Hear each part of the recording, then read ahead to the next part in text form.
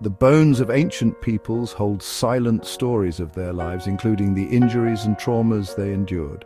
By studying skeletal remains, archaeologists and biological anthropologists can uncover evidence of violence, accidents, and even the stresses of daily life in the past.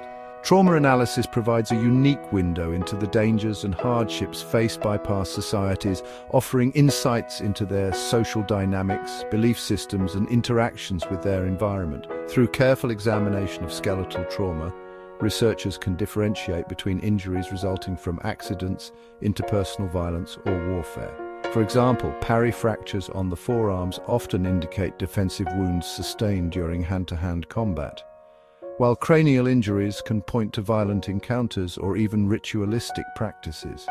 By analyzing the prevalence and patterns of these injuries within a population, researchers can begin to reconstruct the levels of violence and conflict that existed in the past. My colleagues and I recently conducted a study on trauma patterns in human skeletal remains from early Christian Cyprus, around the 4th to 7th centuries AD. Our aim was to investigate whether there were differences in trauma prevalence and types between individuals buried at inland versus coastal sites on the island. We examined skeletal remains from multiple cemeteries, carefully documenting and analyzing any signs of healed or healing trauma, such as fractures, dislocations, and sharp force injuries. Our findings revealed intriguing differences in trauma patterns between the two regions. Coastal communities in early Christian Cyprus exhibited a higher prevalence of trauma compared to their inland counterparts.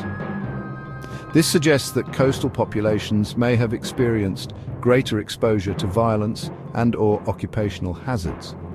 The types of trauma also differed, with coastal dwellers showing a greater frequency of cranial injuries, potentially indicating a higher incidence of interpersonal violence or conflict in these areas.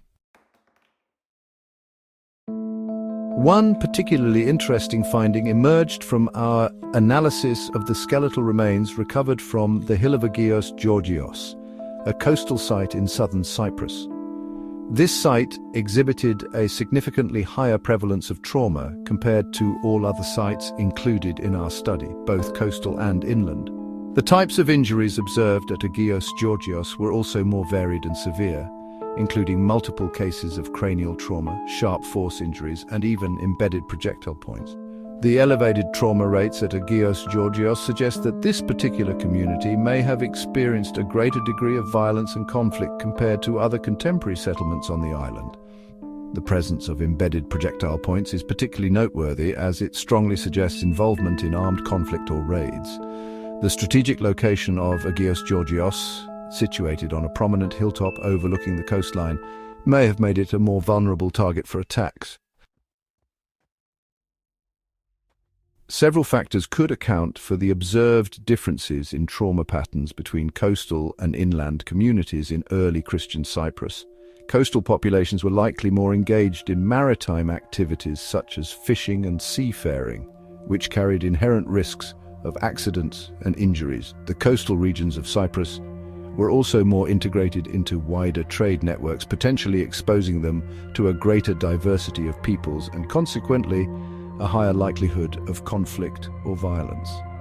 Cultural factors may have also played a role in shaping trauma patterns. For example, different communities may have had varying norms surrounding violence, conflict resolution, and risk-taking behaviors. Additionally, occupational specialization within and between communities could have contributed to differences in trauma prevalence and types.